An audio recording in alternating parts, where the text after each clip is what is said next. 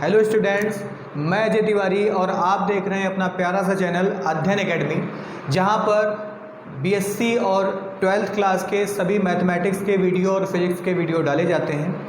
इस दौरान अब हम एक नया सफ़र यहां से चालू कर रहे हैं जिसका नाम है इनवर्स ट्रिग्नोमेट्रिकल फंक्शन, जिसमें पूरा कंप्लीट कोर्स आपको कराया जाएगा। इसका सारे वीडियो इसमें डाले जाएंगे, हर एक क्वेश्चन के और हर एक प्रूविंग के। इस वीडियो में हम जानेंगे बेटा कि इनवर्स फंक्शन किन कंडीशंस में हो सकते हैं, इनवर्स फंक्शन की क्या डोमेन क्या होती है, रेंज क्या होती है, इनवर्स फंक्शन के लिए प्रिंसिपल वैल्यू क्या होती है, और कुछ फॉर्मूले देखेंगे जिसका प्रूफ भी करेंगे। ठीक है, तो आइए स्टार्ट करते हैं।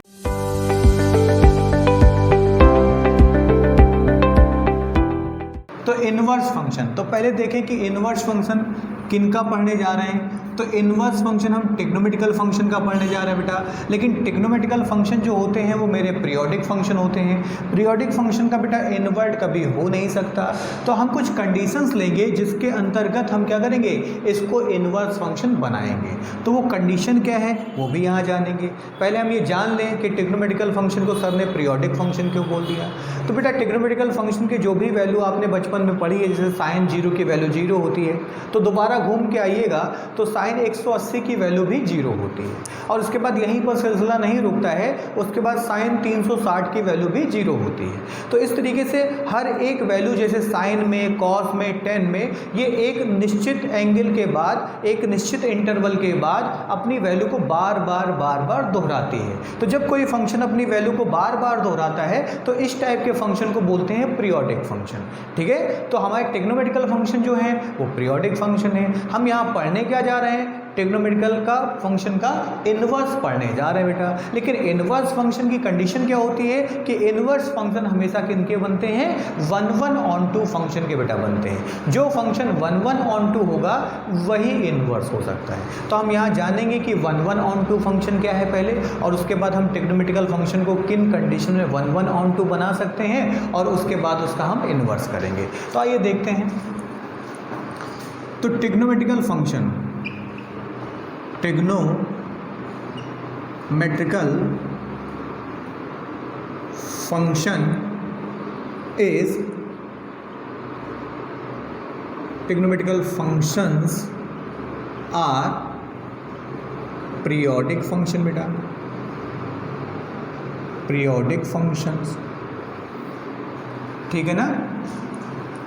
देयरफॉर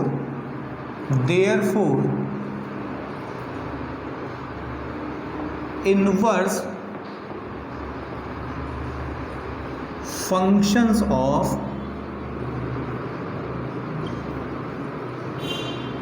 ट्रिग्नोमेट्रिकल फंक्शंस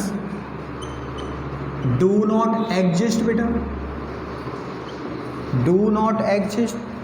ठीक है, क्योंकि पीरियोडिक फंक्शन है और हमारे जो इनवर्स फंक्शन होते हैं उनकी कंडीशन क्या होती है कि वो 1/1/2 होना चाहिए। तो इनवर्स फंक्शन का, inverse function of trigonometrical function जो होगा वो डू नॉट पॉसिबल होगा बेटा, डू नॉट एग्जिस्ट होगा। क्यों डू नॉट एग्जिस्ट होगा, बिकॉज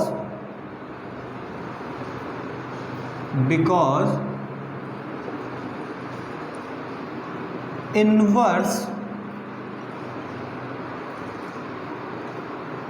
functions are 1/1/2 फंक्शन। हमारे जो इनवर्स फंक्शन होते हैं बेटा वो 1/1/2 फंक्शन होते हैं। तो अब जरा जान लें कि 1/1/2 फंक्शन क्या है। तो जब हम रिलेशन फंक्शन चैप्टर पढ़ेंगे तो वहाँ 1/1/2 फंक्शन को डिटेल में पढ़ेंगे। अभी हम खाली यहाँ समझने के लिए थोड़ा सा जानकारी ले लें कि 1/1/2 फंक्शन क्या होता है बेटा। तो 1/1 फंक्शन पहले समझते हैं। एक होता है 1/1 फंक्शन और दूसरा होता है बेटा, एक होता है 1/1 फंक्शन और एक होता है बेटा मेनी वन फंक्शन। 1/1 फंक्शन और मेनी वन फंक्शन होता है बेटा। तो 1/1 फंक्शन क्या होता है बेटा, इसको इससे समझें। ये बेटा किसी फंक्शन की मान लीजिए डोमेन है और वो फंक्शन क्या है हमारा, वो फंक्शन है y = fx बेटा। तो ये रिप्रेजेंट करेगा बेटा डोमेन को और y की वैल्यू रिप्रेजेंट करेगी रेंज को। y की वैल्यू रिप्रेजेंट करेगी बेटा रेंज को रिप्रेजेंट करेगी, ठीक है। और y जिस भी सेट में बिलोंग करेगा ये होगा बेटा कोडोमेन। ये क्या होगा? कोडोमेन होगा बेटा। ये जो स्मॉल y है वो रेंज है और एक किसी सेट में बेटा बिलोंग करेगा तो ये हो जाएगा बेटा कोडोमेन। तो यहाँ पर मान लीजिए हम इसको बनाते हैं कि ये डोमेन है इसके बारे में डिटेल में हम लोग पढ़ेंगे जब रिलेशन फंक्शन पढ़ेंगे। और ये है बेटा कोडोमेन और इसके अंदर जो वैल्यूज़ होंगी y की स्मॉल वैल्यू वो रेंज होंगी। रेंज क्या होती है? जिस पर हमको इमेज मिल जाए। तो यहाँ पर बहुत सारी चीज़ें हैं, मान लीजिए a है, b है, c है, बेटा d है मान लीजिए, और यहाँ पर 1 है, 2 है, 3 है, 4 है। तो कंडीशन क्या है? कंडीशन ये है कि 1 1 1 1 1 1 1 1। कहने का मतलब कि एक पॉइंट की एक ही इमेज अगर मिल रही है हमको बार बार तो वो 1 1 फंक्शन हो जाता है। एक ही पॉइंट की एक ही इमेज मिले तो वो क्या हो जाएगा? 1 1 फंक्शन हो जाएगा। ध्यान रखिएगा, 2 पॉइंट की एक इमेज नहीं मिलनी चाहिए, ठीक है। ध्यान रखिएगा कि 2 पॉइंट की एक इमेज अगर कहीं मिलेगी तो बेटा वो क्या होगा बताइए? वो तो फंक्शन ही नहीं होगा, है ना। ध्यान रखिएगा। तो यहाँ पर ये हो गया बेटा डोमेन और ये हो गया बेटा रेंज। और 1 का रिलेशन 1 से, 1 का रिलेशन 1 से, 1 का रिलेशन 1 से, 1 का रिलेशन 1 से, तो यहाँ पर क्या हो जाएगा? ये 1 1 फंक्शन हो जाएगा। अब 1 1 फंक्शन की बेटा 2 औलादें होती हैं। 1 1 फंक्शन की बेटा क्या होंगी? 2 औलादें होंगी। 1 1 फंक्शन के बेटा 2 औलादें होंगी। 1 1 फंक्शन होंगे, एक 1 1 फंक्शन होगा 1 1 ऑन टू फंक्शन बेटा, और दूसरा 1 1 फंक्शन होगा बेटा 1 1 इनटू फंक्शन।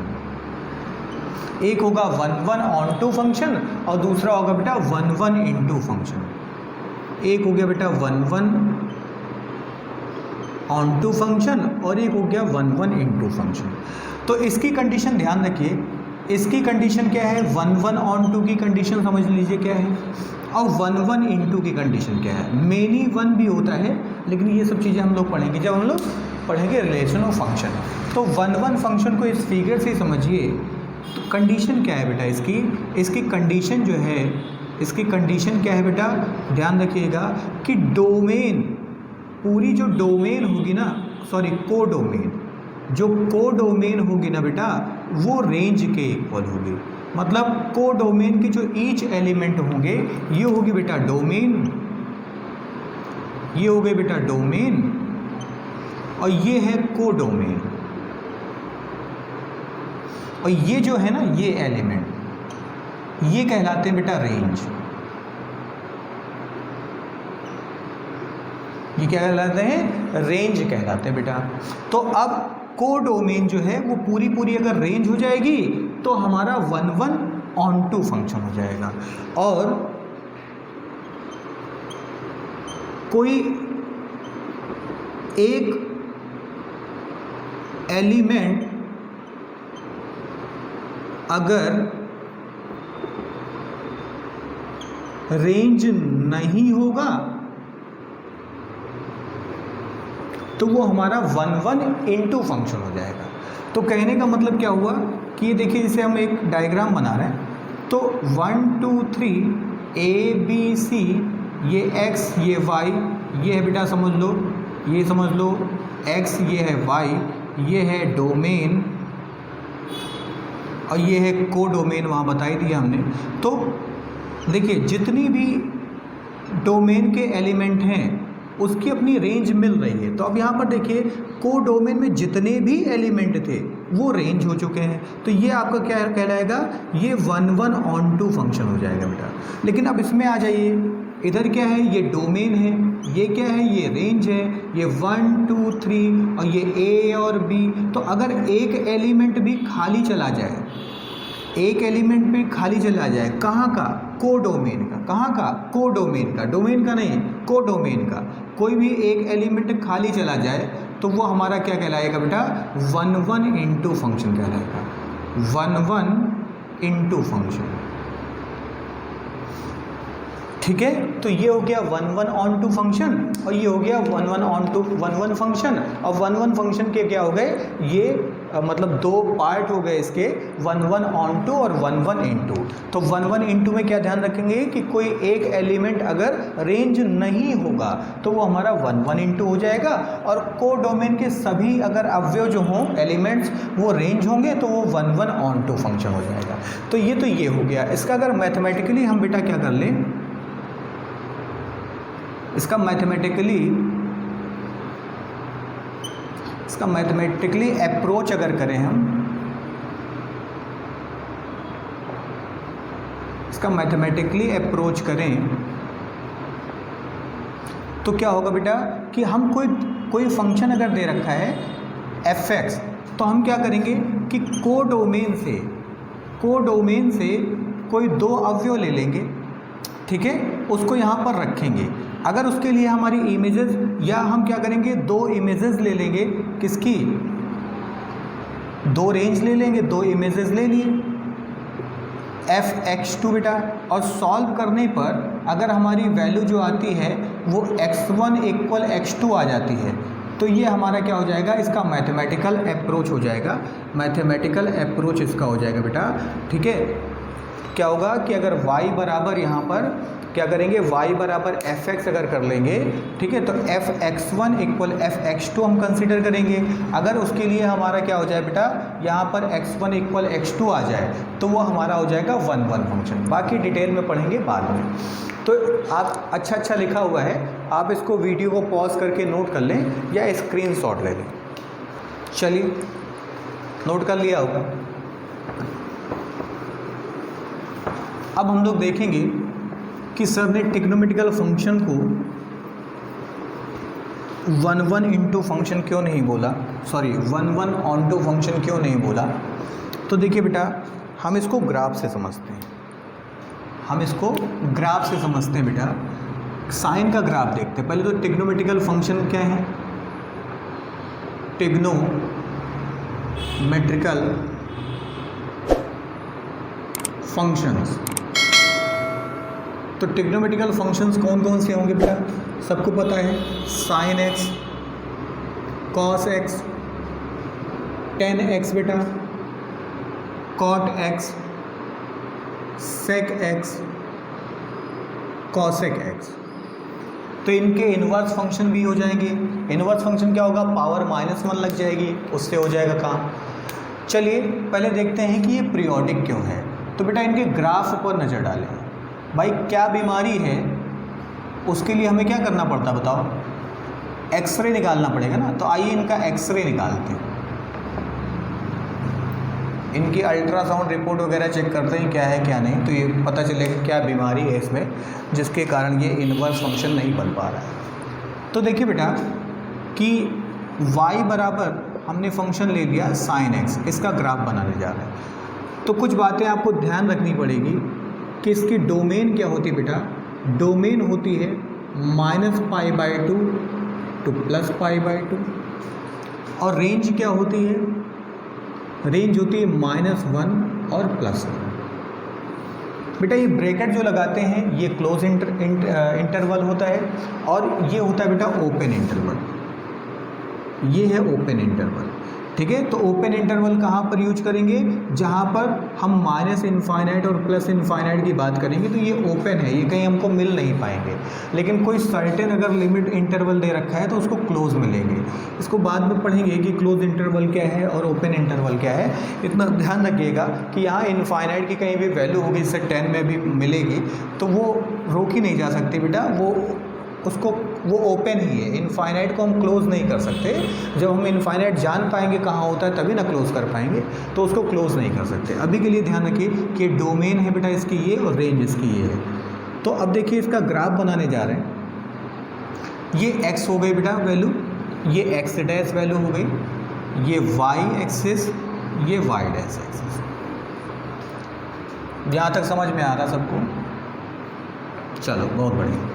आइए बेटा अब हम क्या करने जा रहे हैं, डोमेन x को बोलते हैं, डोमेन x को मतलब यहाँ पर एंगल चलेंगे। तो इस जगह पर एंगल क्या होगा, इस जगह पर एंगल क्या होगा, π/2 है ना। इस जगह पर एंगल क्या होगा, -π/2, ठीक है। साइन का ग्राफ बेटा कुछ ऐसे बनता है, साइन का ग्राफ बेटा कुछ ऐसे बनता है। इसी तरीके से इधर भी बनेगा,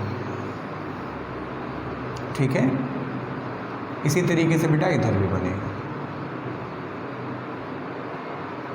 साइन की मैक्सिमम वैल्यू जो होती है वो 1 होती है।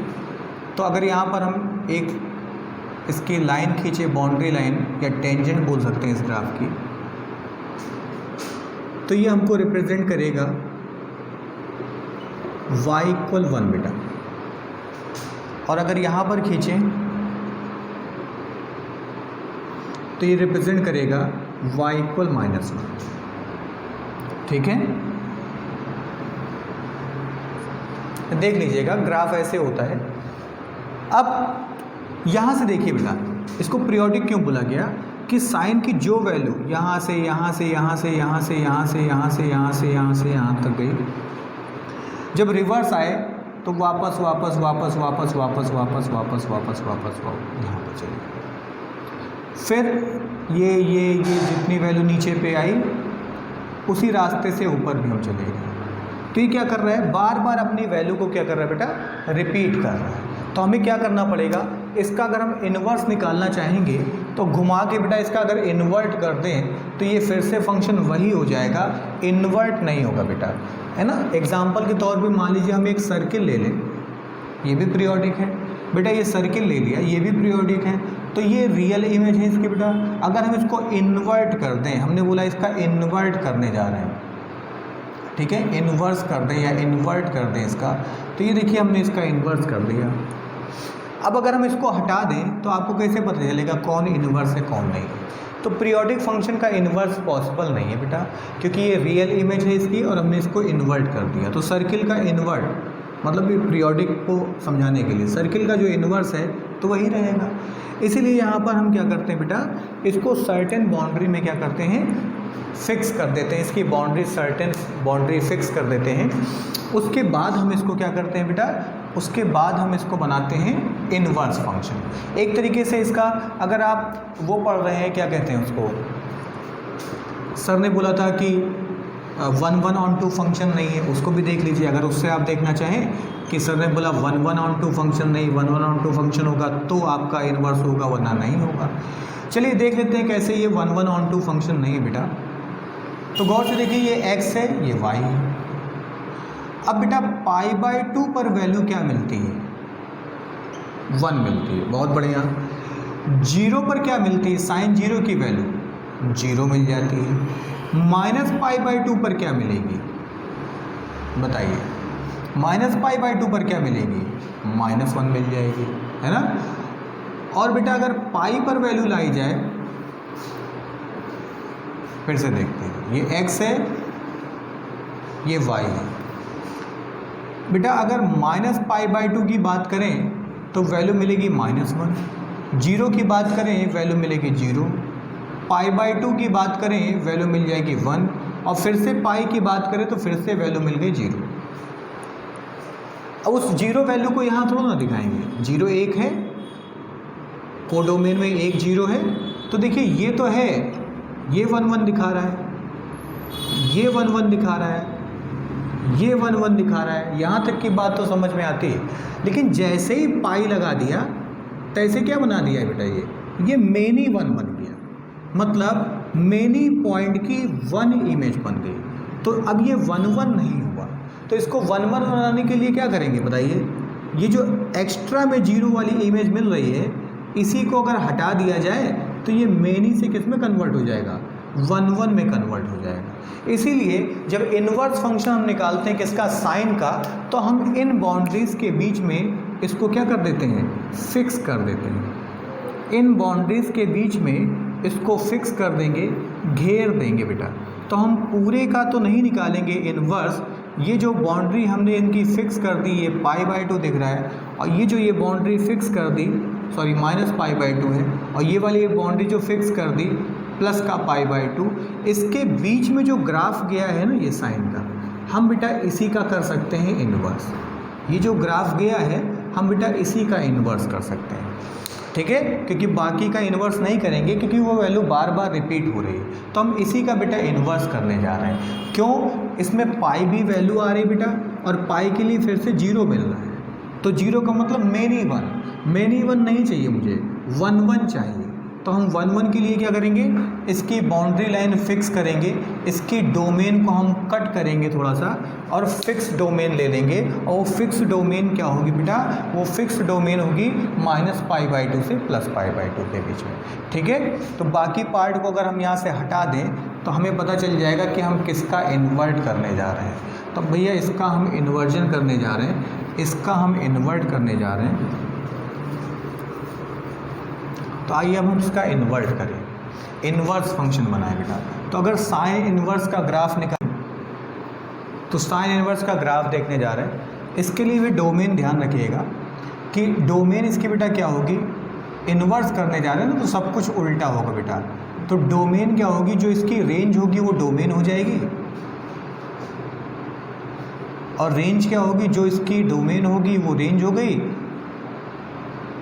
जो रेंज थी वो बेटा डोमेन हो जाएगी। ठीक है, और जो डोमेन होगी वो क्या हो जाएगी, रेंज हो जाएगी बेटा। तो आइए ग्राफ बनाते हैं साइन इनवर्स का। अभी देखेंगे ऐसा क्यों हो रहा है, पहले इतना ध्यान रखिए। तो देखिए कैसे इसका ग्राफ बनाएंगे, ये x रहेगा, ये x डैश रहेगा, ये y रहेगा, ये y डैश ही रहेगा। अब मुझे ये रेंज है बेटा, रेंज हमेशा y से रिप्रेजेंट की जाती है, तो y एक्सिस पर आप कहीं पर पाई खींच लीजिए, तो इधर हो जाएगा बेटा प्लस का पाई, और इस जगह पर हो जाएगा माइनस का पाई। यहाँ पर हमने 2 लाइनें बेटा बना ली, प्लस का पाई, ये माइनस का π/2 सॉरी, प्लस का π/2 माइनस का π/2। यहाँ पर बेटा 1 होगा और यहाँ पर -1, तो ये माइनस प्लस का 1, ये बेटा माइनस का 1। यहाँ पर भी हमने 2 लाइनें ड्रॉ कर दी, इसकी बाउंड्रीज ड्रॉ कर रहे हैं, तो उससे आप आसानी से इसका इन्वर्स फंक्शन निकाल सकते हैं। अब देखिए इसका इन्वर्ट करने जा रहे हैं, तो पहले यहाँ से इसको तोड़ दीजिए और इन्वर्ट करके जोड़ दीजिए। तो यहाँ से इसको तोड़ दीजिए, इतना पार्ट रखिए बेटा, तोड़ दीजिए इसको। तो यहाँ से हमने इसको ब्रेक कर दिया, यहाँ से ब्रेक कर दिया, तोड़ दिया और इन्वर्ट करके जोड़ दिया। तो बेटा इन्वर्ट करो, इसका इन्वर्ट करो, इन्वर्ट करोगे तो कुछ ऐसा बनेगा बेटा, है ना। अब इधर से ये तोड़ दिया बेटा और उसके बाद इसका इन्वर्ट कर लिया बेटा। तो इसका इन्वर्ट करो, तो इन्वर्ट करोगे तो कैसा बनेगा बेटा, इस टाइप से। तो ये बेटा साइन इन्वर्स का ग्राफ हो गया। तो इस तरीके से इन्वर्स फंक्शन हमारा पॉसिबल है जब हम क्या करेंगे, उसको किसी बाउंड्री लाइन में उसकी डोमेन को रिस्ट्रिक्ट करेंगे। किसकी डोमेन को, ट्रिग्नोमेट्रिकल फंक्शन के, ट्रिग्नोमेट्रिकल फंक्शन की डोमेन को जब हम रिस्ट्रिक्ट करेंगे तब हमारा क्या बन जाएगा बेटा, वो तब हमारा बन जाएगा वो इन्वर्स फंक्शन, और 1 1 ऑन 2 फंक्शन बनेगा, तब इन्वर्स फंक्शन बन जाएगा। अब देखिए यहाँ पर हमने इसके रेंज को डोमेन बना दिया था, इसकी डोमेन को रेंज बना दिया था। उसको इधर साइड में देख लीजिए कि जैसे बेटा y बराबर f(x) कोई फंक्शन है, तो ये हो गई बेटा क्या, इसकी डोमेन हो गई, और ये इसकी क्या हो गई, रेंज हो गई। तो ये तो मेरा रियल फंक्शन हो गया। अब इन्वर्स बनाने का मतलब इसका इन्वर्स कर दीजिए। तो जब आप इसको इन्वर्स करेंगे, है ना, तो टेकिंग इन्वर्स फंक्शन बेटा, अगर हम इसका इन्वर्स फंक्शन बेटा टेक कर लें तो f इन्वर्स y होगा, और यहाँ f इन्वर्स किसका, f का। तो इन्वर्स फंक्शन जो होता है वो रियल फंक्शन को बेटा कैंसिल कर देता है, ध्यान रखिएगा। तो ये इसको कैंसिल कर देगा, तो ये आ जाएगा y। तो f inverse y equal x आ गया। तो देखिए अभी जो रेंज है बेटा वो इस वाले की क्या बन गई, डोमेन बन गई, और अभी जो डोमेन है वो इस वाले फंक्शन की क्या बन गई, रेंज बन गई। इसलिए ध्यान रखिएगा, जो ट्रिग्नोमेट्रिकल फंक्शन की डोमेन होती है वो इन्वर्स की रेंज हो जाती है, और जो ट्रिग्नोमेट्रिकल फंक्शन की रेंज होती है वो इसकी डोमेन हो जाती है। चलिए अब बाकी के ग्राफ आप खुद बनाइएगा। वरना ग्राफ पर एक नई वीडियो हम डाल देंगे। अब इसमें टॉपिक को आगे बढ़ाते हैं वरना काफ़ी लंबा खिंच जाएगा। तो आइए हम लोग डायरेक्ट अब इसका डोमेन और रेंज देखेंगे कि डोमेन और रेंज क्या है और डोमेन और रेंज वही क्यों है, ये भी बताते चलेंगे आपको, ठीक है। और डोमेन और रेंज की मदद से आपको क्या मिलेगा बताइए, प्रिंसिपल वैल्यू निकालने में आसानी होगी, ठीक। तो एक चार्ट बनाइएगा, यहाँ पर आ गया फंक्शन, ये बेटा फंक्शन हमने लिख लिया, ये हो गई बेटा इसकी डोमेन और ये हो गई इस फंक्शन की रेंज और यहाँ पर आएगी बेटा इसकी प्रिंसिपल वैल्यू।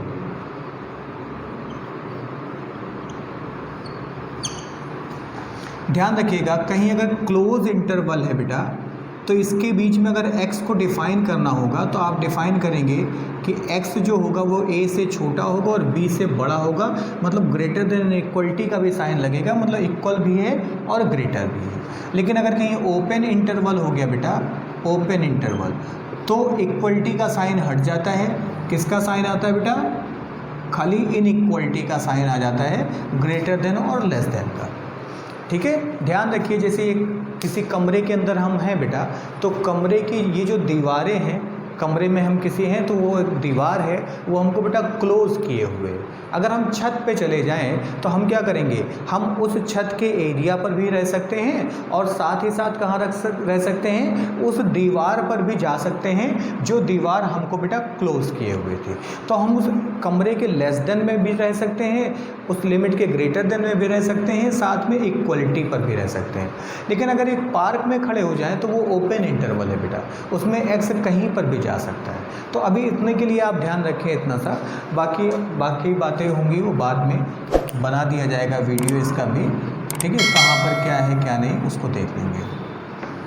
तो चलिए अब हम लोग क्या प्रिंसिपल वैल्यू को ध्यान रखेंगे, अभी इसके लिए ये चीज़ें ध्यान रखिएगा। अच्छा ओपन कहाँ पर हम यहाँ कंसिडर करेंगे, ध्यान रखना, माइनस इनफाइनाइट और प्लस इनफाइनाइट कहीं होगा तो उसको ओपन मान लेंगे, क्योंकि वो रियल नंबर लाइन होती है बेटा, माइनस इनफाइनाइट से चलती है और प्लस इनफाइनाइट तक जाती है, बीच में जीरो होता है कहीं पर, और खूब लंबी सी डिजिट इधर है, खूब लंबे से नंबर्स इधर हैं, रेशनल नंबर इरेशनल नंबर तो इसमें भरे हुए हैं जो कि इनफाइनाइट है, तो उनको क्लोज़ नहीं किया जा सकता कहीं। हाँ इनके अंदर बहुत सारे क्लोज इंटरवल हो सकते हैं, लेकिन माइनस इनफाइनाइट से प्लस इनफाइनाइट आपका क्या हो जाएगा बेटा, ओपन इंटरवल हो जाएगा। तो पहला फंक्शन हम उठाते हैं बेटा साइन इनवर्स एक्स। तो साइन इनवर्स एक्स की बेटा डोमेन क्या होगी, साइन इनवर्स एक्स की डोमेन क्या होगी, तो वो होगी -1 और +1 बेटा, माइनस का π/2 और π/2,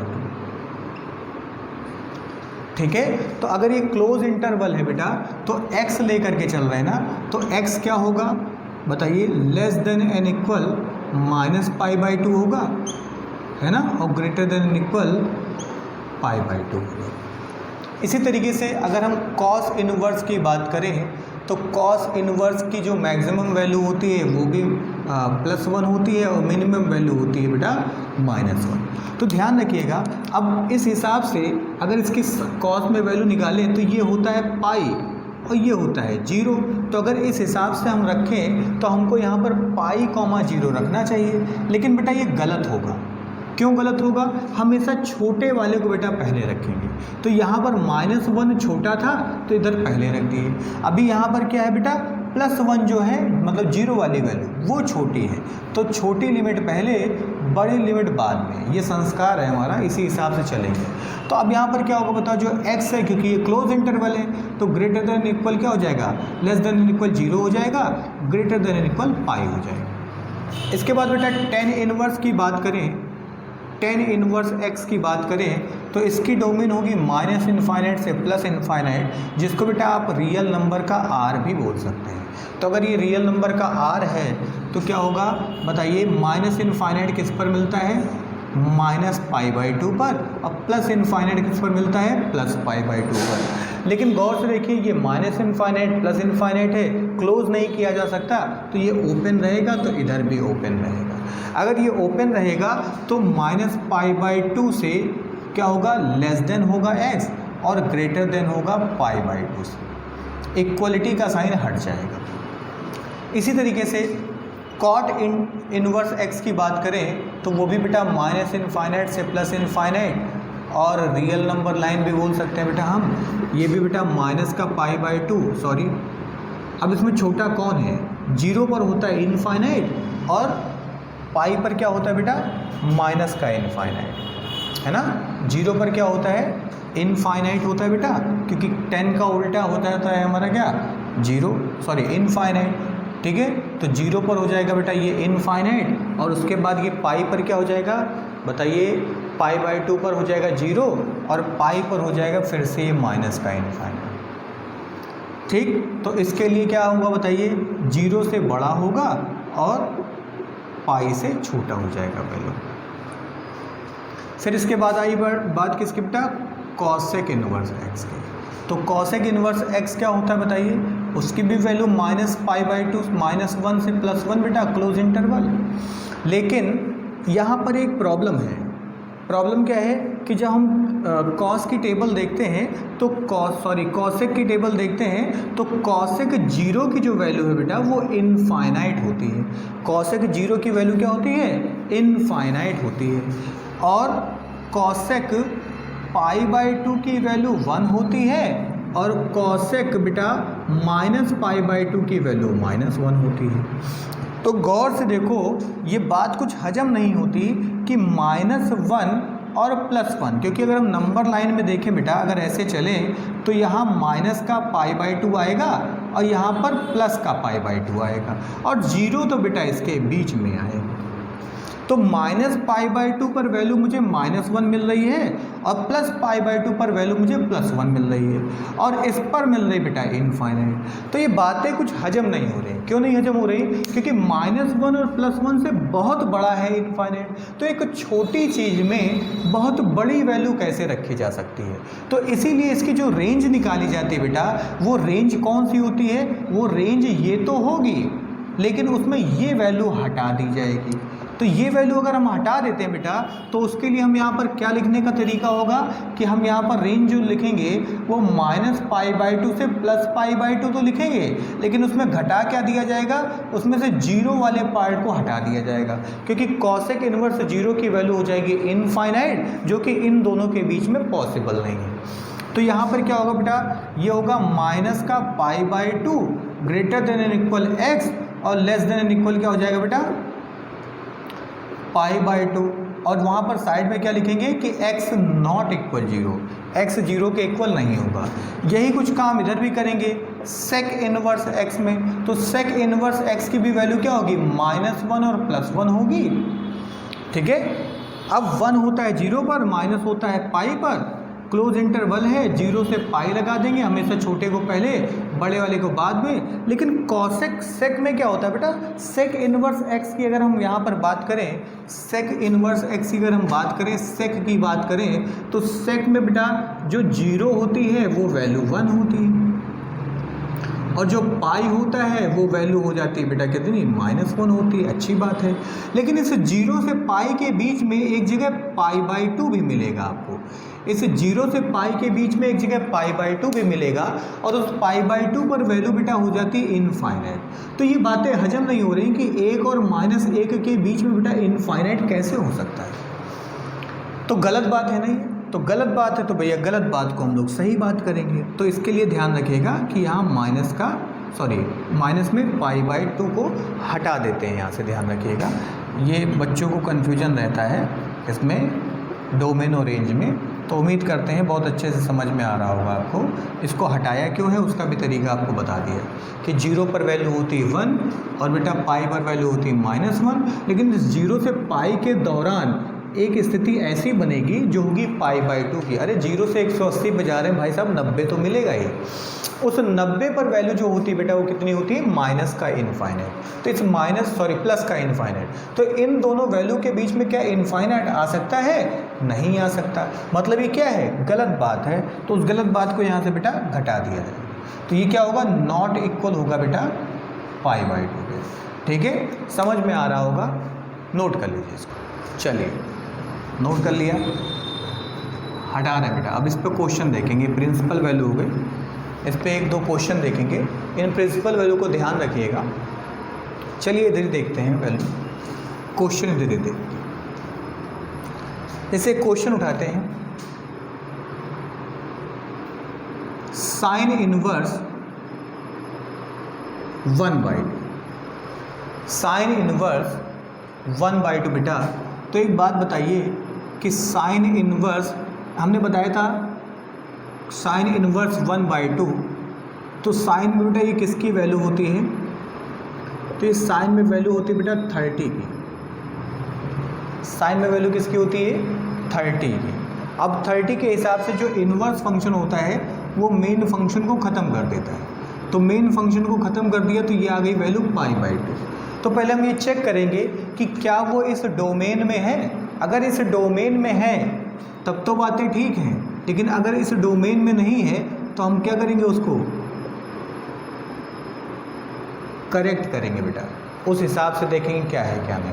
तो जाहिर सी बात है माइनस के π/2 मतलब माइनस के 90 से चलेंगे, माइनस का 80, माइनस का 70, माइनस का 60, बीच में 0, फिर 1 2 3 4 5 6, फिर 90। तो उसके बीच में कहीं 60 आपका आएगा, सॉरी उसके बीच में कहीं 30 आपका आएगा, 30 डिग्री कहीं आएगा। इसका मतलब ये क्या हो गई बेटा है, ये इसकी हो गई प्रिंसिपल वैल्यू। क्या हो गई? Principal value. ठीक है ना। चलो और आगे बढ़ते हैं। अब किसकी बात कर लें? अब जिसे हम बात करें सेक इनवर्स -2 की बात कर लें।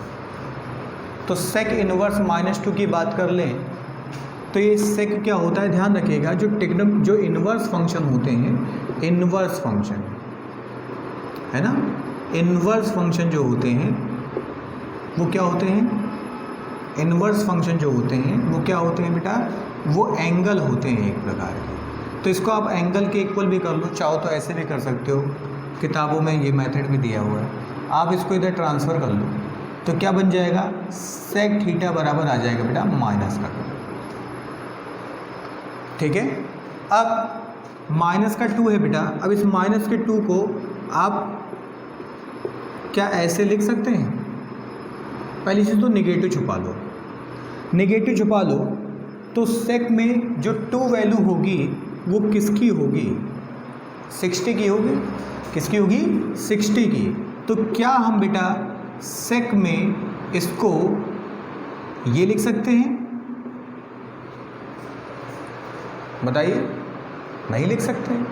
क्यों नहीं लिख सकते हैं? क्योंकि सेक में बेटा निगेटिव वैल्यू होती नहीं। तो सेक में निगेटिव वैल्यू नहीं होती। अरे भाई सेक माइनस का थीटा जो होता है वो पॉजिटिव का सेक थीटा होता है, मतलब ये वाला काम तो नहीं होने वाला है। तो कुछ अदरवाइज हमको चीज़ें देखनी पड़ेंगी। तो अलग से चीज़ें हम क्या देखेंगे? तो हम देखेंगे टेबल। हमको ये ग्राफ सिखाया गया था, सॉरी ये क्वाड्रेंट मेथड सिखाया गया था। ये होता था A, S और T और C। तो कॉस और सेक कहाँ पर निगेटिव मिलेंगे? तो कॉस और सेक इस जगह पर निगेटिव मिलेंगे। तो इस जगह पर अगर निगेटिव मिलेंगे बेटा तो हम क्या करें बताइए? इस जगह पर अगर निगेटिव मिल रहे हैं सेकेंड क्वाड्रेंट में तो हम बेटा इसको क्या लिख सकते हैं? इसको लिख सकते हैं π/3 लिख सकते हैं। क्या लिख सकते हैं? π/3 लिख सकते हैं। क्यों भाई? 180 कॉस सेक 180 माइनस थीटा जो होता है बेटा वो माइनस का सेक थीटा होता है। तो इसकी जगह अगर हम 60 रख देंगे तो ये भी 60 हो जाएगा, माइनस का 60। और माइनस के 60 की वैल्यू क्या हो जाएगी बताइए? 2 हो जाएगी। तो माइनस का 2 आ जाएगा। तो बेटा हम ये चीज़ें लिख सकते हैं। अब इसको अगर आप सॉल्व करेंगे तो ये बन जाएगा बेटा क्या बताओ? सेक 2π/3 बन जाएगा। क्या बन जाएगा? सेक 2π/3। और इधर है बेटा सेक थीटा। सॉल्व कीजिएगा तो थीटा इक्वल आ जाएगा 2π/3, है ना। थीटा इक्वल क्या आ जाएगा? 2π/3। मतलब क्या बेटा? ये 120। क्या है ये? 120 है बेटा। अब यहाँ पर आइए सेक की वैल्यू को देखिए। तो सेक इनवर्स की जरा रेंज देखिए तो आप देख रहे हैं कि 0 से पाई आ रहा है बेटा। 0 से पाई आ रहा है, 90 नहीं होना चाहिए भाई साहब, 90 नहीं है, 0 से पाई आ रहा है। तो 0 से पाई आ रहा है तो 0 से पाई के बीच में बेटा 120 आएगा कि नहीं आएगा बताइए? ऑब्वियस बात है आएगा। तो क्या हो जाएगा? 2π/3 बिलोंग क्या पूरी रेंज लिखेंगे 0 से पाई माइनस का पाई बाई 2, है ना।